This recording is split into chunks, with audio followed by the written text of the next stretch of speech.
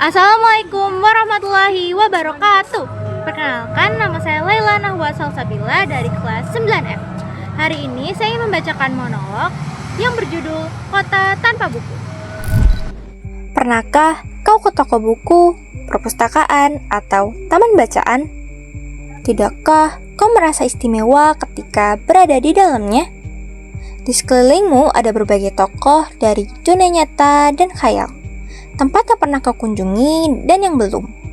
Informasi dan cerita dari masa lalu, masa kini, dan masa depan. Semua terpadu, semua berada dalam genggamanmu. Saat berada di antara buku, tidakkah kau merasa menjadi raja dan ratu? Ruang dan waktu seolah menyatu tanpa batas. Kau bisa terbang melintasi sekat negara dan melewati berbagai zaman. Kau bisa menyelam ke dalam samudra, melayang di angkasa, bercanda dengan aneka satwa, dan berkelana di tengah padatnya kota, juga di rimba raya. Kau tahu, buku adalah jendela dunia, kunci pengetahuan, dan pintu wawasan.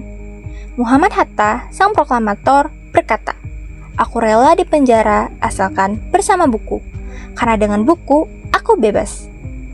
Melalui buku, manusia terbebas dari ketidaktahuan.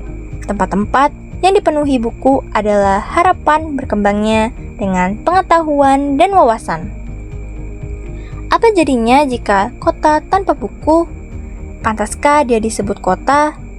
Di kota itu, mungkin kabar datang dari sumber lain, dari koran, televisi, atau internet.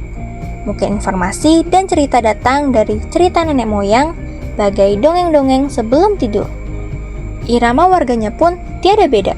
Bangun pagi, bertebaran di muka bumi untuk berbagai keperluan, untuk kembali pulang siang atau sore harinya. Setelah itu, mereka berangkat tidur dan memulai lagi hari sebelumnya. Semua serupa. Di kota itu, mungkin ada bangunan bernama perpustakaan. Di dalamnya, buku-buku berderet dalam rak yang tak terjamah. Tiada tangan meraih dan membuka halaman demi halaman dengan sukacita. Mungkin juga ada tumpukan buku di sudut-sudut sekolah yang sepi dan berdebu. Jarang dikunjungi, jarang dibaca.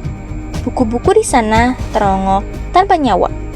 Bagaimana dengan kotamu? Mungkin kau tinggal di tengah kota yang megah, atau di gang sempit, di desa terpencil, di sisi pesisir, atau di kaki gunung. Adakah perpustakaan, taman bacaan, atau toko buku di dalam rumahmu? Atau toko buku di dekat rumahmu? Jika ada, apakah tempat itu menjadi wadah berkumpulnya anak-anak dan warga? Menjadi pusat berkembangnya wawasan dan pengetahuan? Atau hanya menjadi pajangan? Maukah kau menjadi orang yang menghidupkannya? Kau bisa mengunjunginya dan mengajak teman-teman membaca dan berbagi cerita di sana. Sumber kegembiraan atau pengetahuan. Jika tempat itu belum ada, maukah kau menjadi orang yang mulai menghadirkannya?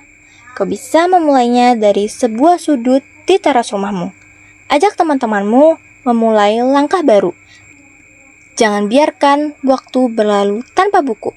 Siapapun dirimu, bersahabatlah dengan buku. Dia akan menjadi teman setiamu sepanjang waktu.